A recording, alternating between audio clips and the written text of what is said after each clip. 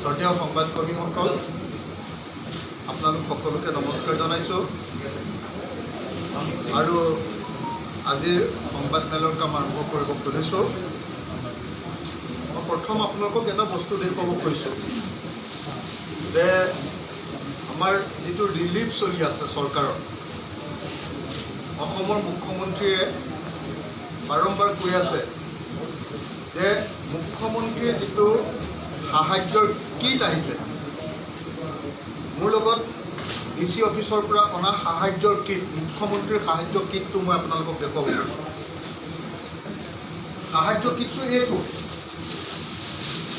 এইটো হ'ল সাহায্য কিট। 7 কেজি 200 গ্ৰাম আছে, 7 কেজি 200 গ্ৰাম। এইটো সাহায্য কিটটো আছে 7 কেজি 200 গ্ৰাম। অসমৰ মুখ্যমন্ত্ৰীয়ে কৈছিলে যে চাউল থাকিব 8 কেজি মুখ্যমন্ত্ৰীৰ সাহায্য কিটত, দালি থাকিব 4 কেজি, নিমখ থাকিব 1 কেজি আৰু মিঠাতেল থাকিব 1 লিটাৰ।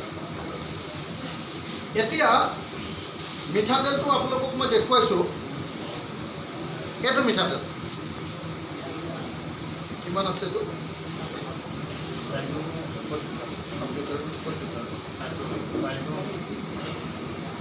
এইটো আপোনালোকক মিঠাতেলটো দেখুৱাইছোঁ।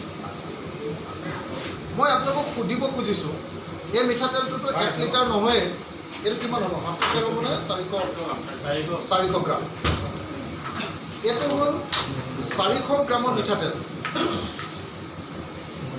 এইটো হ'ল 400 গ্ৰামৰ মিঠাতেল। আৰু মিঠাতেলটোৰ এই ব্ৰেণ্ডটো, নামটো আপোনালোকে কেতিয়াবা এই নামটো শুনিছিলেনে বাৰু? বালক। মইতো জীৱনত কেতিয়াও বালক মিঠাতেল বুলি মিঠাতেলৰ নাম শুনা নাই কেতিয়াও। ইঞ্জিন মিঠাতেল শুনিছোঁ, ধাৰা মিঠাতেল শুনিছোঁ, আৰু আমাৰ লোকেল বহুত মিঠাতেলৰ নাম শুনিছোঁ, কিন্তু বালক বুলি মিঠাতেল দাইল দিছোঁ বুলি কয় মুখ্যমন্ত্ৰীৰ পেকেজত। 1 কেজি দাইল দিছোঁ, 1 লিটাৰ মিঠাতেল দিছোঁ বুলি কৈ 400 গ্ৰাম মিঠাতেল দিছে, বালক মিঠাতেল। কিন্তু শুনা নাই।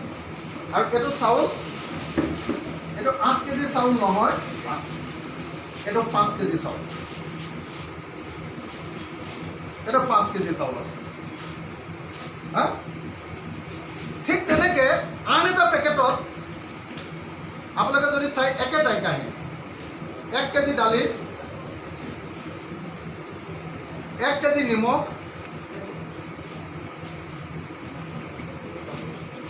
400 গ্ৰাম মিঠাতেল। এইটো গকুল, সেই গকুল মিঠাতেল দিছে। আৰু ইয়াত চাউল দিছে 5 কেজি, 400 গ্ৰাম গকুল মিঠাতেল, 1 কেজি নিমখ, টি শক্তি আৰু 1 কেজি দালি। গতিকে মই মুখ্যমন্ত্ৰী ডাঙৰীয়াক এই কথাটো ক'ব খুজিছোঁ যে চাৰিওফালে হুলস্থুল কৰি আছে যে আমি 8 কেজি চাউল দিছোঁ, 4 কেজি দাইল দিছোঁ, 1 লিটাৰ মিঠাতেল দিছোঁ, নিমখ দিছোঁ 1 কেজি, কিন্তু কাৰ্যত মানুহবিলাকে কিন্তু 5 কেজি চাউল আৰু 400 গ্ৰাম মিঠাতেল, 1 কেজি নিমখ আৰু হেৰিহে পাইছে, 1 কেজি দালিহে পাইছে, আৰু একো বস্তু পোৱা নাই। আৰু যিকেইটা মিঠাতেল দিছে ব্ৰেণ্ড গকুল আৰু বালক, এইটো সঁচা কথা ক'বলৈ গ'লে অসমীয়া মানুহক বিপদৰ সময়ত চৰকাৰে কৰা এটা অপমান। মই প্ৰথমতে অসমৰ মুখ্যমন্ত্ৰী ৰিলিফৰ নামত সদায় কেলেংকাৰী হোৱা বুলি শুনো। এতিয়া আমাৰ মুখ্যমন্ত্ৰীয়ে কমাই দি দিলে, 8 কেজিটো 5 কেজি কৰি দিলে, নে কোনোবা DC বা কোনোবা মন্ত্ৰীয়ে খাই দিলে? এই কথাটোৰ মোক উত্তৰ লাগে। গতিকে মুখ্যমন্ত্ৰীয়ে এই বিষয়ৰ ওপৰত এটা ক্লেৰিফিকেশ্যন দিব বুলি মই আশা প্ৰকাশ কৰিলোঁ। মুখ্যমন্ত্ৰীয়ে এটা ক্লেৰিফিকেশ্যন দিব বুলি মই আশা প্ৰকাশ কৰিলোঁ। এতিয়া দ্বিতীয় কথাটোলৈ মেইন কথা কেইটালৈ আহিব খুজিছোঁ। আপোনালোকে সকলোৱে জানে যে মই মুখ্যমন্ত্ৰী ডাঙৰীয়া বানপানী হোৱাৰ 20 দিনটোৰ পৰা 20 তাৰিখৰ পৰা 19 তাৰিখে বানপানী কৈছে 20 জুলাই তাৰিখৰ পৰা এটাই দাবী কৰি আহিছোঁ যে এটা বানপীড়িত পৰিয়ালক যাৰ ঘৰ দুৱাৰ ভাগি ছিগি শেষ হৈ গৈছে, ভিতৰৰ সকলো বস্তু শেষ হৈ গৈছে, এটা বানপীড়িত পৰিয়ালক 10 লাখ টকাকৈ এককালীন সাহায্য দিব লাগে। এতিয়া অসমৰ মুখ্যমন্ত্ৰীয়ে কি কৈছে, 3 আগষ্টৰ পৰা 15,000 টকাকৈ এখন লিষ্ট 15,000 টকাকৈ তেখেতে এককালীন সাহায্য দিম বুলি কৈছে। আৰু 2 নম্বৰ, শিৱসাগৰ চৰাইদেউ 10 আগষ্টত প্ৰতিটো ক্ষতিগ্ৰস্ত পৰিয়ালৰ অতিৰিক্ত আৰু 10,000, তাৰমানে 10, 15, 25,000। মই এটা হ'ল বিদ্যুৎ মাচুল ৰেহাই। অসমৰ মুখ্যমন্ত্ৰীয়ে কেৱল জুলাই মাহৰ কাৰণে, মই বিচাৰিছিলোঁ 6 মাহৰ কাৰণে বিদ্যুৎ মাচুল ৰেহাই। অসমৰ মুখ্যমন্ত্ৰীয়ে কেৱল জুলাই মাহৰ কাৰণে বিদ্যুৎ মাচুল ৰেহাই দিম বুলি কৈছে 300 ইউনিটলৈকে। কিন্তু জুলাই মাহততো গাঁৱৰ মানুহবিলাকৰ কাৰো ঘৰ 19 তাৰিখৰ পৰা কাৰেণ্টে নাই, কাৰণ বানপানীৰ কাৰণে কাটি থৈছে, হয়নে? বানপানী হোৱা পৰিয়ালবিলাকৰ ঘৰত কাটিয়ে থৈছে। গতিকে মুখ্যমন্ত্ৰীক মই ক'ব খুজিছোঁ যে আপুনি আবুৱা বাঢ়িব নালাগে।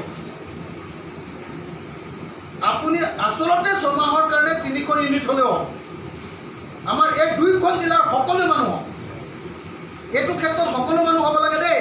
টাউনৰ পানী নোহোৱা মানুহ ঘৰৰো হ'ব লাগে, কাৰণ সাংঘাতিক ধৰণে প্ৰত্যেকজন মানুহ ক্ষতিগ্ৰস্ত হৈছে। কাৰেণ্ট নাই, আমুক কৈছে, মুচুক কৈছে, মানুহবিলাকৰ অসুবিধা কৈছে, বস্তুৰ দাম সাংঘাতিক বাঢ়ি গৈছে।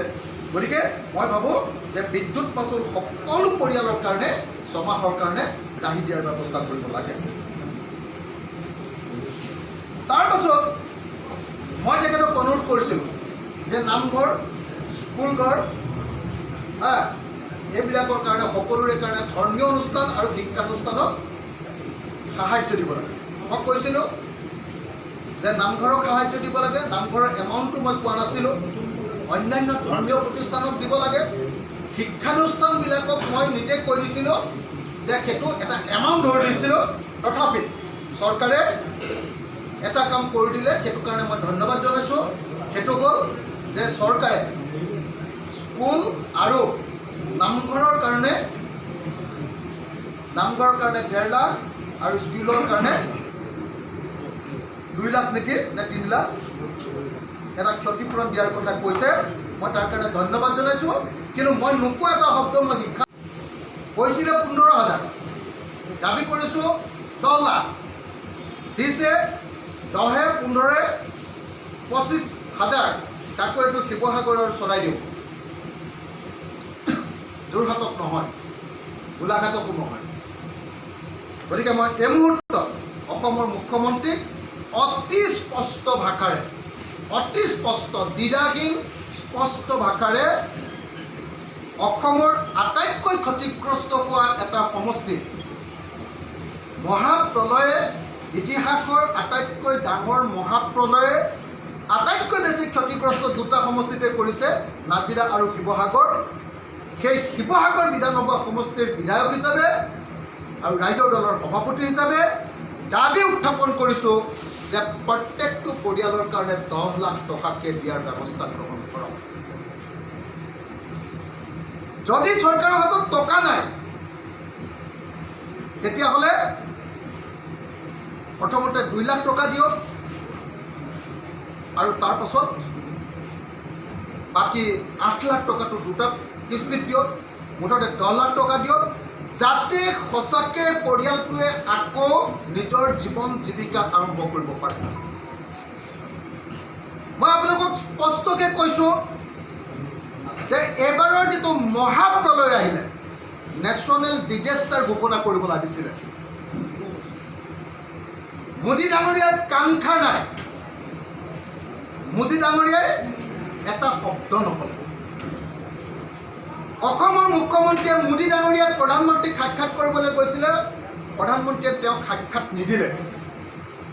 আপোনালোকে নিশ্চয় দেখিছে যে কালি পীযুষ হাজৰিকাই কৈছে কালি পীযুষ হাজৰিকাই কৈছে প্ৰথমবাৰৰ কাৰণে নেপালী কুটিলে গৈ পীযুষ হাজৰিকাই প্ৰথমবাৰৰ কাৰণে উপলব্ধি কৰিছে যে ভূমিকম্পই ভাঙি যোৱা ঘৰৰ নিচিনা অৱস্থা কৈছে আমি ভবাতকৈ বহুত বেছি কৈছেনে বাৰু কালি তেখেতে মুখেৰে কৈছে যে আমি কল্পনা কৰিব নোৱাৰা ধৰণৰ ভূমিকম্পই শেষ কৰি যোৱা এটা ঠাইৰ নিচিনা বুলি তেওঁ নেপালী কুটিৰ কথা কৈছে তাৰ আগতে কোনোবা মন্ত্ৰীৰ মুখত মুখ্যমন্ত্ৰীৰ মুখত বিমল বৰাৰ মুখত সুশান্ত বৰগোহাঁইৰ মুখত কেশৱ মহন্তৰ মুখত বা কোনোবা এজন বিধায়কৰ মুখত এই শব্দ আপোনালোকে শুনিছিলেনে নেপালী কুটিলে কোনো যোৱা নাছিল কিন্তু যেতিয়া মই গৈ খোজকাঢ়ি গৈ তাৰ মানুহবিলাকক লগ ধৰি মৃতকৰ পৰিয়ালক 50,000 টকাকৈ দি দিলোঁ প্ৰতিটো পৰিয়ালক 5,000 টকাকৈ দি দিলোঁ এতিয়া বেচেৰাহঁতে চবেই এতিয়া খোজকাঢ়ি তালৈ যাবলৈ বাধ্য হৈছে হা আগতে পীযুষ হাজৰিকাই সদায় পানীত নামিলেই ডাঙৰ বুট জোতা এযোৰ পিন্ধি থকা দেখোঁ এইবাৰ দেখিছোঁ উপায় নাই বেচেৰাৰ পৰিস্থিতি এনেকুৱা বেয়া হৈ গৈছে যে উপায় নাই মানুহে চৰকাৰখনক ইমান সমালোচনা কৰিছে যে তোমালোকে কিয় আচলতে বোকাত নমা নাই কিয় তোমালোকে প্ৰকৃত সমস্যাটো উপলব্ধি কৰা নাই এই কথাটো কৈ